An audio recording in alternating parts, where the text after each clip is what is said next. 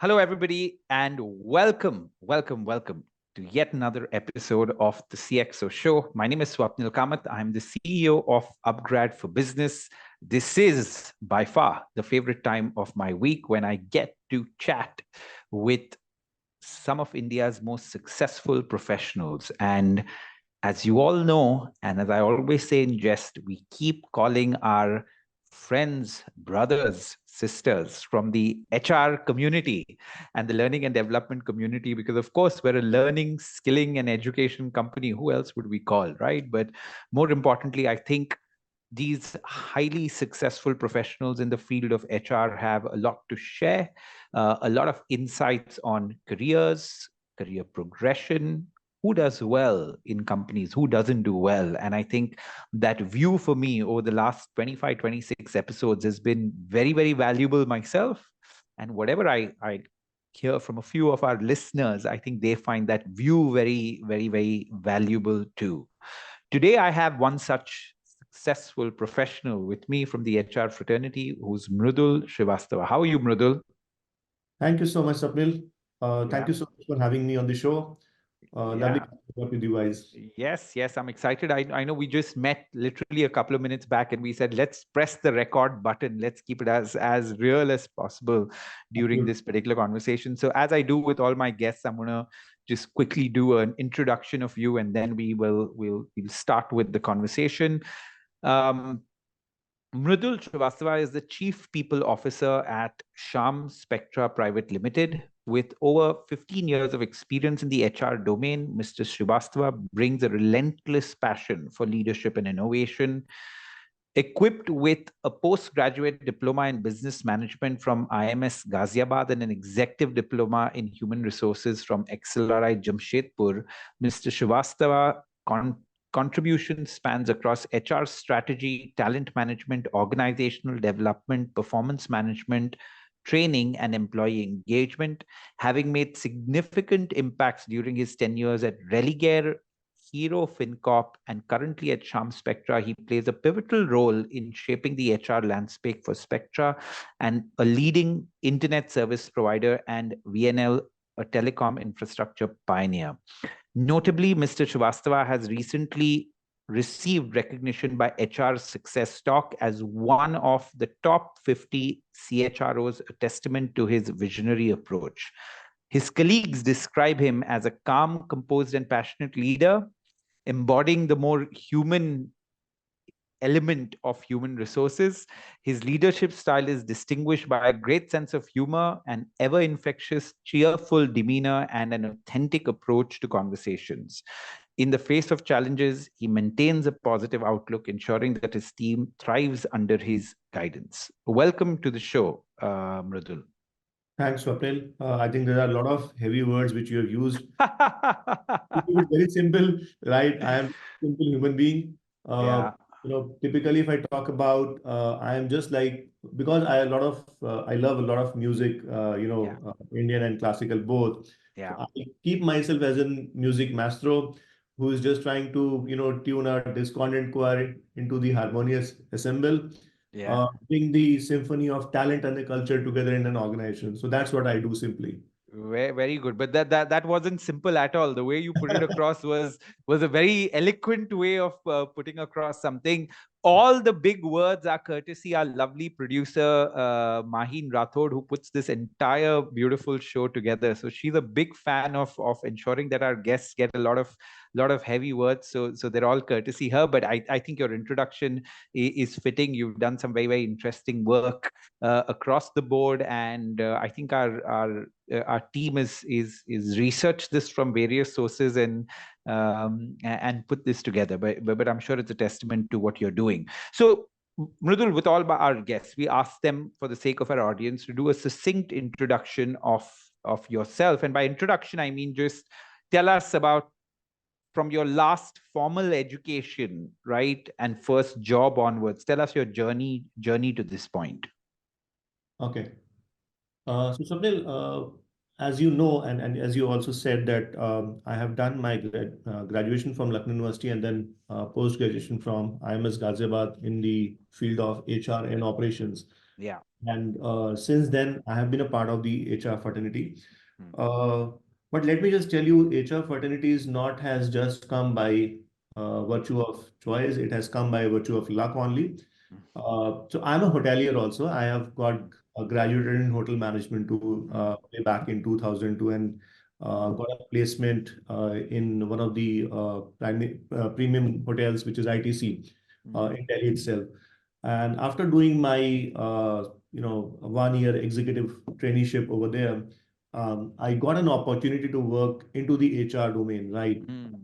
So that's how the destiny took me on that path. And since Mm. I started, loving people and interacting people and working around development of those set of people, Yeah. uh, that really enticed me a lot in terms of looking forward that how psychological side of the people helps organization to build further and scale to a newer heights. So since then, been a part of some of the, I would say, organizations. Uh, my primary focus has always been to build the brands from the scratch, right? So if Mm. you look at some of the names, obviously, other than DLF, which was one of the initial choices of mine in terms of getting into that role of talent management and acquisition both. But after that, the Religer was not that great brand when I picked up in 2006, 2007, right? And be it the other one, which is the Hero FinCorp. Hero FinCorp has been the uh, not at all visible in the market, which they were just Mm. trying to set up the financial services for a hero. And that's how I came into the picture. I've been a founding member of the team, Mm. build the team from the scratch. I was the second person from there to moving to 5,000 plus.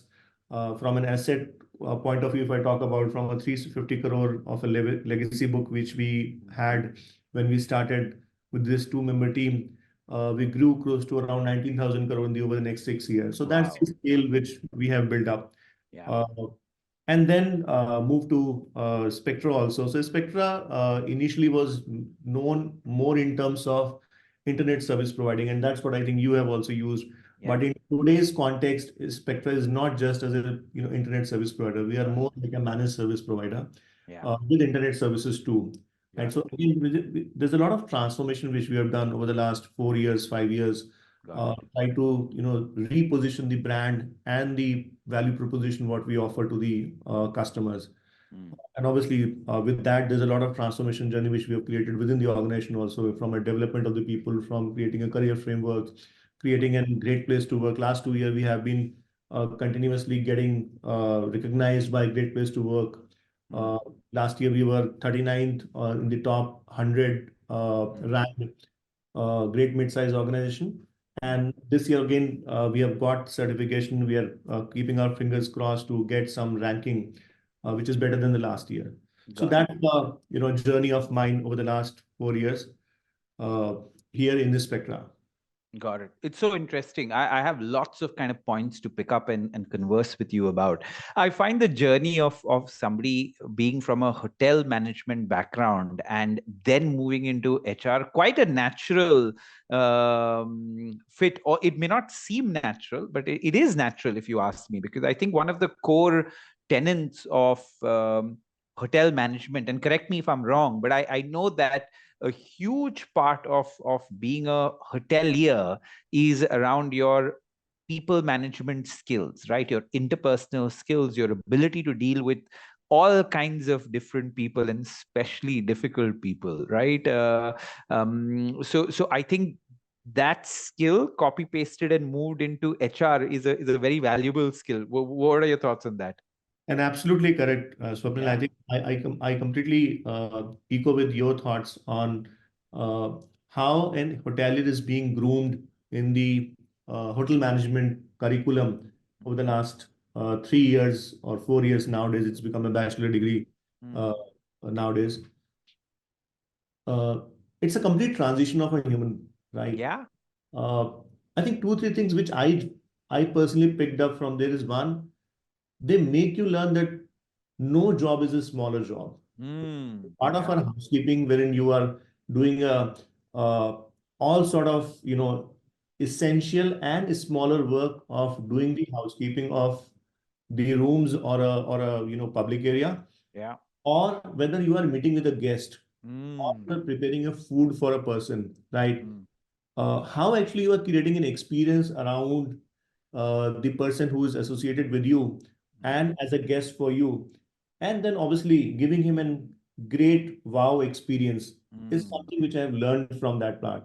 And mm. obviously, meeting with the customer is again an understanding the psychology of the person, that what mind frame he is going through, and are you able to empathize or sympathize with him, and give him that comfort to be with you.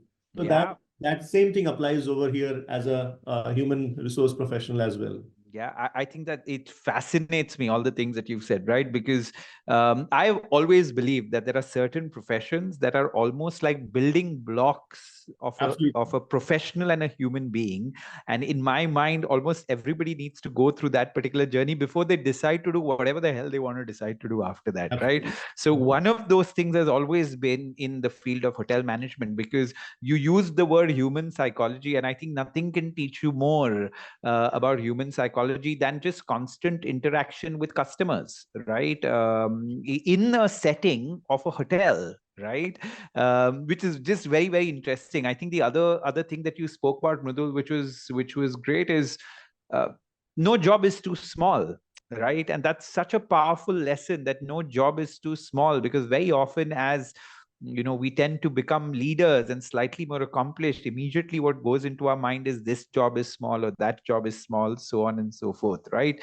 So I think, anybody from a hotel management background, it's lovely training in a way, to go into HR, but we often don't think of it that way, right?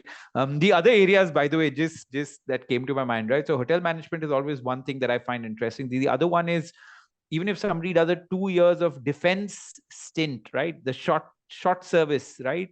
Defense stint. I found so many people coming out of that a different person altogether, right? And I think nothing in the end. The third one would always be sales, right? Because if you've done any kind of sales, you get used to a lot of rejection, right? And to Absolutely. persuade people is a skill that you build for a lifetime. So I always find these three, and you had one of them, and you make that transition so beautifully into this by default. The other thing which you spoke about, which I think for a lot of people listening, is just luck, right? More often than not, if somebody told me that this would be the profession I would be in, I would laugh at their face, right? But that's how life is, right? That things just keep coming up, and you need to keep grabbing whatever opportunities come your way, as I guess you did. Absolutely right, Swapnil. And I think I'm a firm believer of the destiny, right? Because it's Yeah, not that what you wanted to pick up in the life, right? yeah, Most of the times, there's a lot of things which fall on your face. yeah, You need to decide whether you wanted to take that or not, yeah, right? yeah. And I also firmly believe that it's not about taking the right decisions always. It's about Mm. taking the decisions and making them right is more Yeah, important to you. I think that's such a beautiful way of putting it. Yeah, not the right decisions, but taking a decision and then making it right. Beautiful, Mridul. That's such a pearl of wisdom. And lastly, I think you have a knack, which is a very good knack of finding places where you can do real work. Right. I think that's something which you look for, and the smile on your face tells me that I'm possibly right about that, because in just so many places you come in the morning, go back, but you don't actually end up doing real work, right? But the kind of places that you joined, you weren't fascinated by the brand that you're joining. You were always, I think, been fascinated by the work that you need to do. Yeah, correct me if I'm wrong. Absolutely. I think I'm always passionate about what I do, right? Yeah. And wherever I feel that, yes, this is something which is really adding not only to myself, but to the organization or the place where I am belong to. Mm, And at the end of the day, there has to be some story to talk about, right? Because mm, the feeling of self achievement only comes when you actually do something different, right? yeah. Uh, if you're given a chance to do only a bit of coloring in a canvas versus a whole canvas which is plain in front of you, and you have been given an opportunity to paint the way you wanted, obviously in alignment with the business objectives and outcome, I think that's a very great place to be at, right?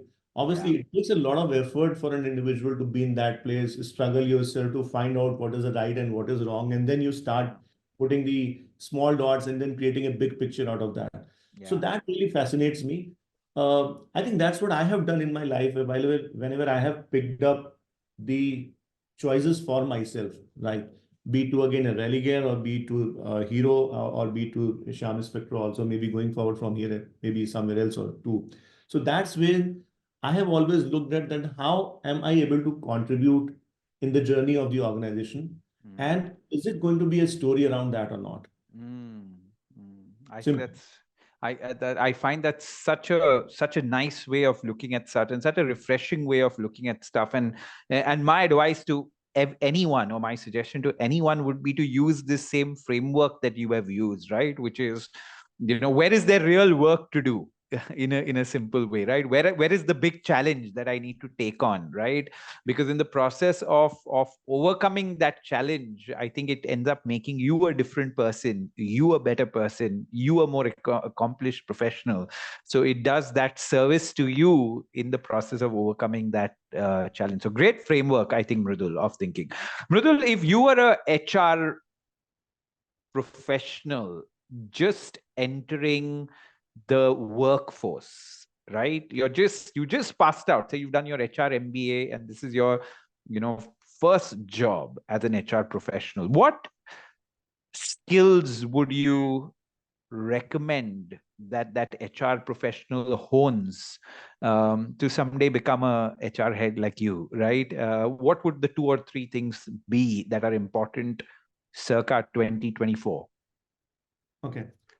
So, Swapnil, my advice to people who are actually joining any organization at a very early stage of life is just two, three things which I would prefer to.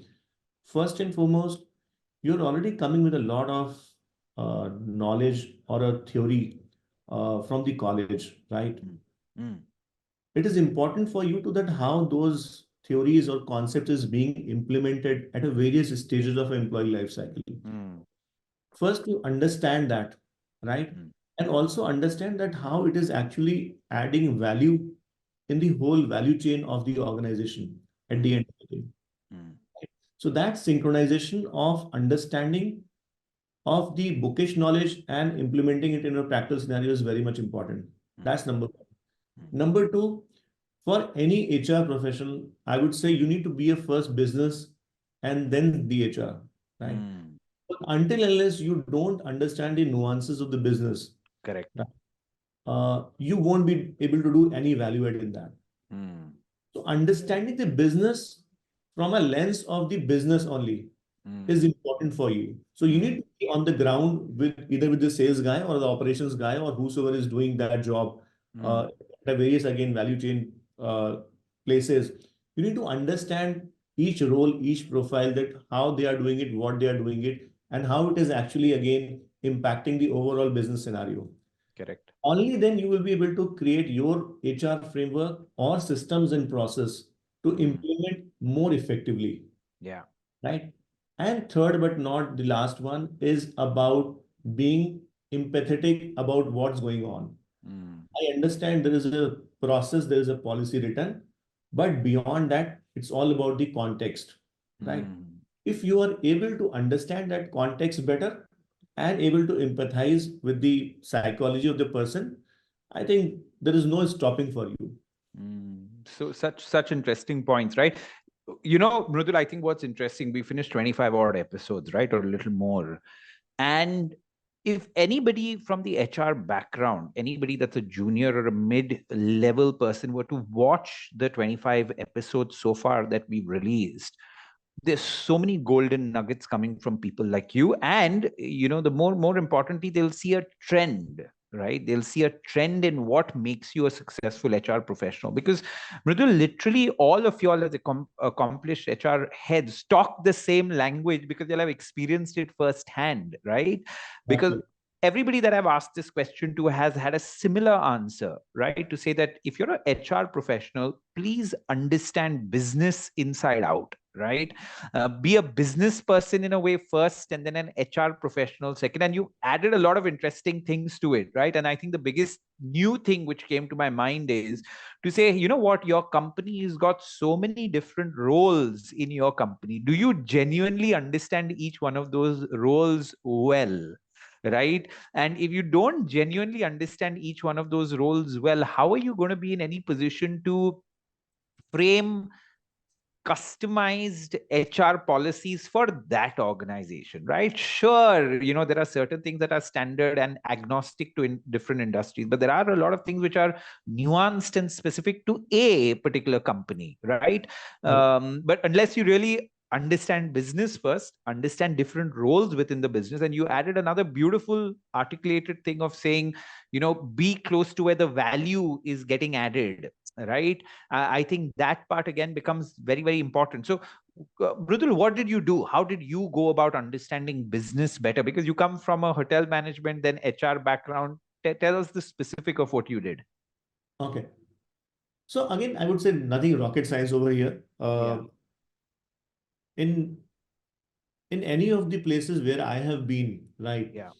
I think initial 3 to 4 months I have been just on the ground, just to be with the Mm, people, understand that what they are doing, mm, and understanding not only what they are doing, the pain what they go through in mm, doing the same job, right?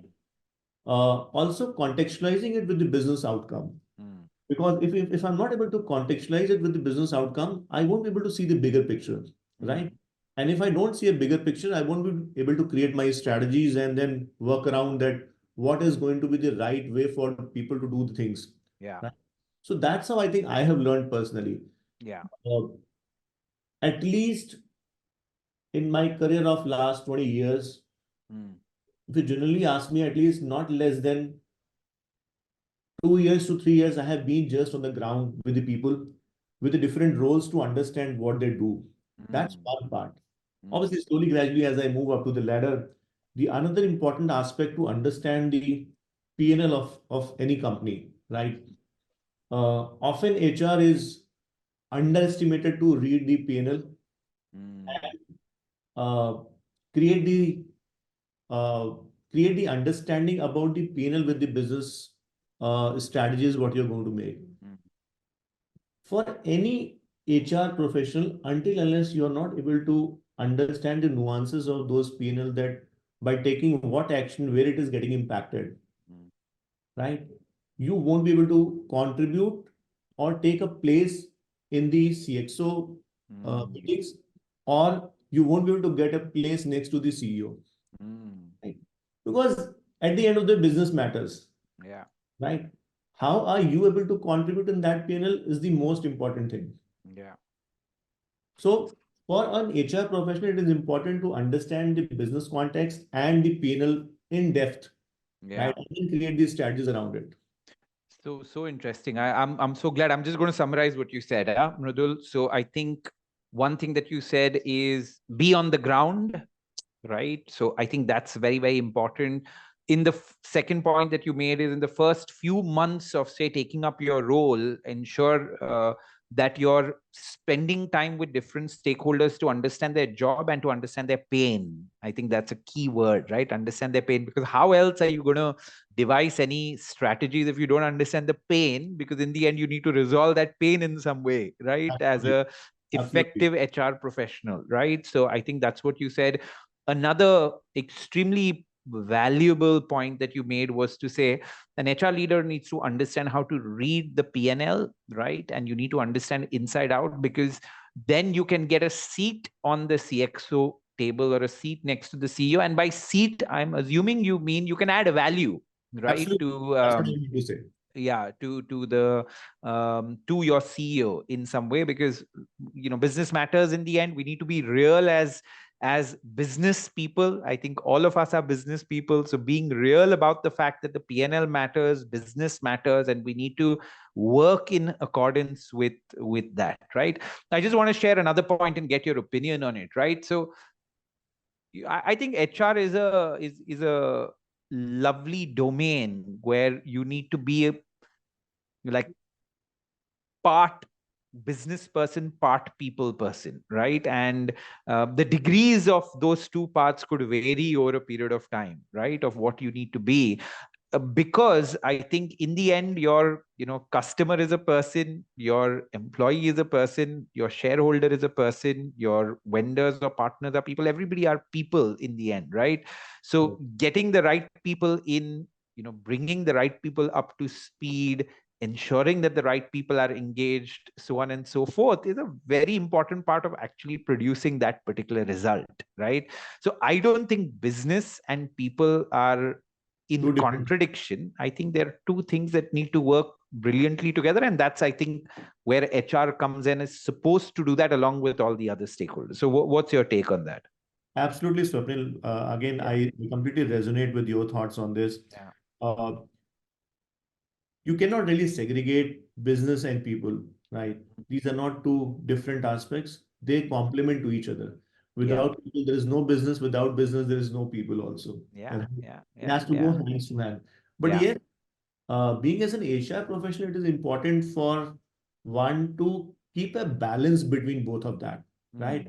Mm. In my experience, I have seen uh, people being only on the business side or either on the people side. Mm. People side, I have not seen HRs who have been stayed a longer, because the moment you be on the people side, you again don't get a buy-in from the business. So Yeah. you don't get that value.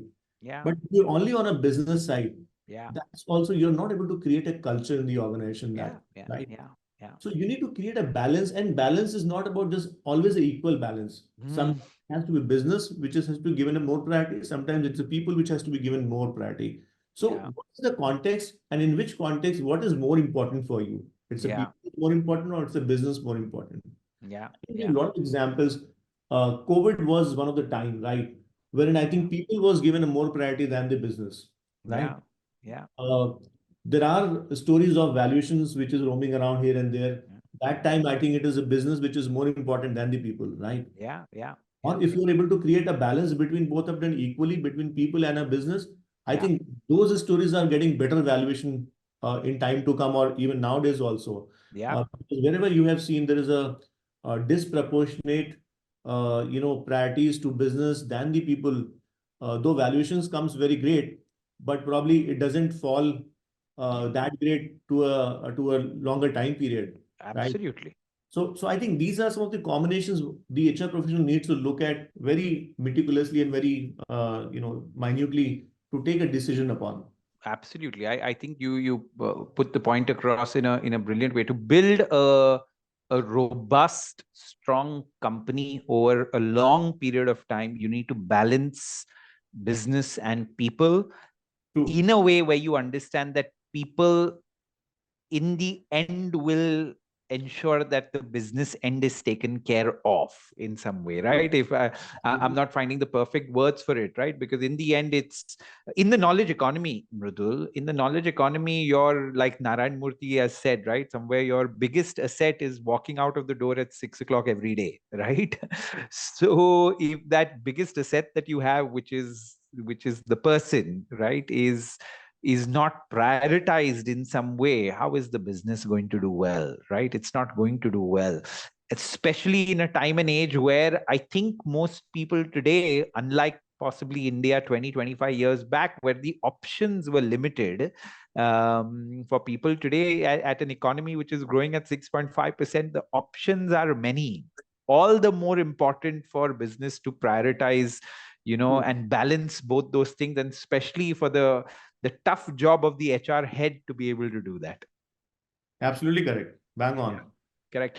Tell me, how does one build empathy? You spoke about the importance of empathy for an HR person. Is there a way to build empathy? Is that something which is inbuilt? Tell me more about that. Uh, I think there are two aspects to it. One is that it has to come naturally, right? Mm, And I personally feel that that essence of empathy is there in every individual. mm, It is just about giving a little more conscious efforts to bring it in practice more often is something which is required for you. mm, Uh, there is no rocket science around that. Again, that you need to really do something very different to gain that or acquire that, skill of being empathetic for somebody. Mm, It all comes from within, right? mm, mm, Uh, for any particular stances wherein you need to take a decision, mm, if you take some few seconds to just make yourself in that situation and mm, understand what is the person going through, mm, or what could have been the outcome of doing this decision or doing that decision, mm, is I think will take you in that mm, journey of being more empathetic over the period of time. mm. It's all about making little bit of conscious efforts, taking those 30 seconds or 40 seconds to think over it, being in that place, and then take a decision. Got it. I think that makes sense, right? So how do you become more empathetic according to you? You think that it's something that we all have. Yes, However, it's important for us to, if you want to kickstart that thing, the way to kickstart is to really think at all points of time before taking any decision, really try to put yourself in the shoes and situation of the other person. I correct. also think, Mridul, the point that you made earlier helps here, right? If you spend time with different Time with the people. stakeholders on the Absolutely. ground, Absolutely. your ability to empathize with them goes up, right? There's this very nice quote. I think it's from Abraham Lincoln that it says, I don't like this person too much. I must get to know him better, right? Absolutely. Because if you don't like somebody and if you get to know them better, you typically realize they have their own struggles, they have their own problems, they are behaving in this unmannerly way for a certain reason, right? And there's another quote that says, "Be kind to everybody because everybody has their own problems, right, and their own struggles, and everybody has their own battles that they're finding, right?" So even this framework to keep in mind, because that's a framework I keep in mind. Be kind to everybody because everybody is fighting their own battles, right? So Absolutely. automatically, my level of empathy tends to go up because of that, right? Mridul, what are the big trends that you have seen in HR post COVID? Okay. Uh, so I think one of Big the question. Big question I've asked you. yeah, I think it has multiple answers around that, but let me Yeah. just attempt some of them. Let me just bring it on the table. Yeah. The one key trend which is coming out is that uh, is hybrid working, right? Mm, I think before COVID also people have tried, it didn't work out. mm, There were companies who were giving option for a hybrid working at that point of time. yeah. Uh, as a one of the EVP, Mm, right? Post COVID, the game has completely changed. mm. Those EVPs has not become or not continued as an EVP. That Sorry, becomes what's an EVP?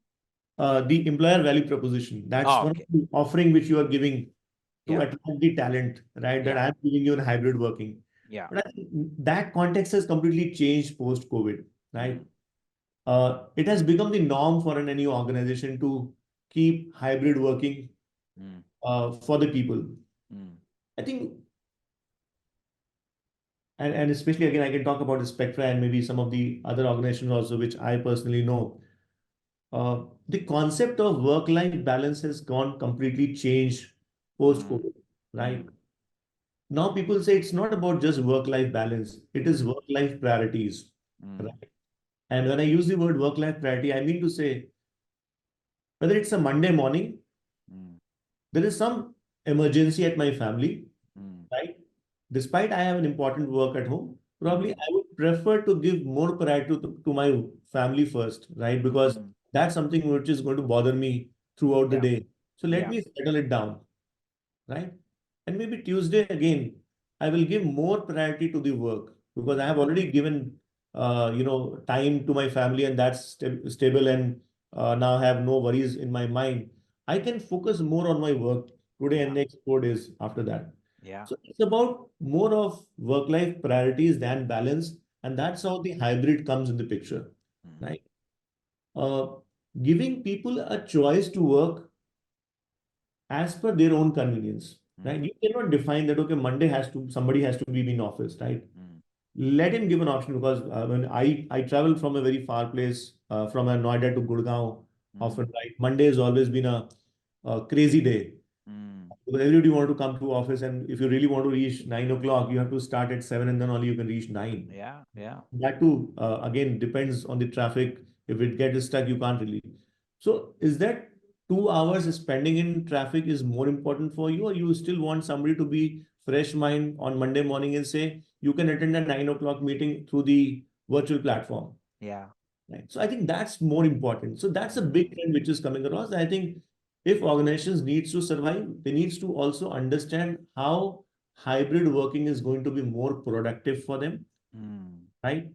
And also at the same time create more experience for the people, Got right? it. As you rightly said, it's no more a rather it's a talent economy today, right?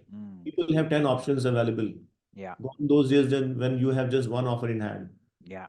Right. So people need to choose now that which one is giving me more flexibility than uh, more regimented approach of working. Yeah. Right. So that's a big trend which is coming out. Yeah. This second big trend, if I talk about, is on the gender diversity, probably, right? That's something again which is coming up very, very big way because despite so many norms around companies' laws also in having the diverse background of the directors on the board, especially the female side. Somehow, I have also seen that for the sake of complying, there are directors on board who are females, right? But if you generally look at the contributions of those directors, is not really that significant. That trend actually changing a lot. Now organizations are more conscious about building the pipeline and also bringing the diversity in the organization. And I think people have realized post-COVID also there's a uh, greater extent of value proposition in getting the gender diversity in the organization, which will evolve much more better, give you more output, right? Not only from a pure uh, financial output, but more on the cultural output also, which gives you. So that's the second one, which probably is important for us to talk about. Uh, Third, probably I would say again, since there is a lot of uh, improvisation which is happening on the economy front, right? Especially with getting a stable government and again prediction of getting a stable government further, uh, the GDP has to grow significantly from a 3 trillion to a 7 trillion economy, which is going to be happen in the next 5 to 7 years time. What essentially will also require to transform is the landscape of the talent capability. Because if the economy has to grow, other than just creating a job market, it is important for organization to start thinking that how you can build more capability in the organizations, right? And retain those capabilities for a longer run, which is going to be a future for you. Then only you will be able to contribute to that economy of 7 trillion in the future. I think these are the three broader themes which is coming in front of me very prominently, which I thought it's important for me to table down. Got it. Got it. So I just want to ask a few follow-up and make a few comments on that, right? I think it's again crazy that so many HR heads like you are talking about this across the board when I ask this question, right? Of saying that the biggest change that we've seen post-COVID is people are taking their work-life balance a lot more seriously. I think you articulated it saying that they're possibly looking at work-life priorities, right? In some way, but overall theme being that people are taking their work-life balance a lot more seriously than they did earlier, and the ramifications of that are very, very different. And I think one of the ramifications of that is also the need for hybrid working, right? Because people look at it that way, and I agree with you. I think companies need to look at how hybrid working can become more effective for them, right? And of course, I have slightly mixed views on that because I think there's a huge merit in people coming to office, right? And I'm sure you would agree there's a huge merit for people assembling at one place and being on a mission together of some sort, right? Versus being at home, right? Irrespective of what you do, there always seems to be a disconnect that is there if the rest of the team is here and just one person is there. And I've seen that running a business myself, that happens. So yeah, that's one thing. I think the other thing about companies taking, I'm assuming what you were saying is talent development very, very seriously, because of all the rapid changes that are happening and both contributing to themselves and in turn the economy. I think that is a very, very important trend as well. I think especially in the world of AI, right? And how a lot of companies need to start rethinking things, because of course, you may not see the impact today, right, in the form in which possibly AI is today. But if you look a little in the future, even a 3-5 year horizon, I think there will be many, many more changes, and our people equipped to deal with those changes I think is a critical question. I think both these things are how just we have very limited time left, but Yeah. give me a couple of ideas of how can we make hybrid working actually work very well? What are some of your ideas on that? Okay. So, Swapnil, again, before implementing the hybrid working, we need to get into the context of what we wanted to drive from that hybrid working, right? Because without that, it will be again just for the sake of implementing hybrid working. If you want to do that, probably you will not get the result out of it, right? Let me take an example of Spectre itself, that what we were trying to achieve and how we did that. So, the Spectra, there are three different kind of roles which is there in the organization. One is typically people who are responsible for managing the network. It's our own network or it's somebody else's network, but on that customers are connected, right? You have no choice to uh, give them a kind of hybrid environment, right? Second one is the sales force, right? Which is again a bread and butter for you to continue to have a revenue on the top line uh, consistently over the period of time so that you be in the market. Not too much of a scope again for you to make a hybrid, but yes, to a certain extent, you can do some bit of arrangement here and there.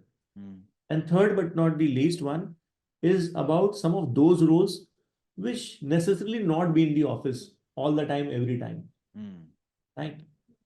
So first and foremost, what I wanted to say is that it's not a one shoes fit all, right? Correct.